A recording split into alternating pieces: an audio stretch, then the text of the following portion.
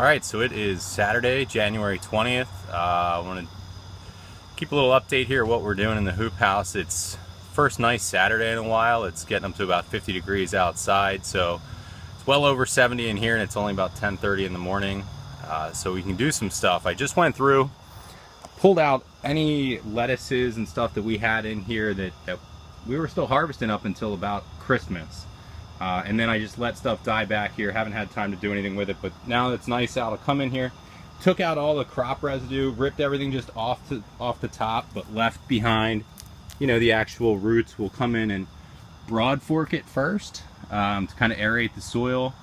And then you hear a lot of people now in market gardening using tarps to kill off that kind of crop residue, and so you don't have to till, don't have to pull the weeds out and in the process pull more weed seeds up.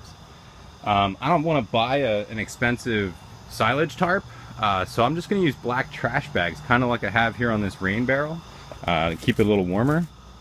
We'll stretch it out over these, and over the next month or two, see how it does at killing off the old residue, and see if we can kind of keep these beds without having to return them every year. Keep the weeds down. Also need to move some stuff around because I'm going to bring in a kind of a seed bench, a working bench over there. That I've been working on in the garage lately. So that's what we're working on. We'll do some broad forking here and get a good exercise in January.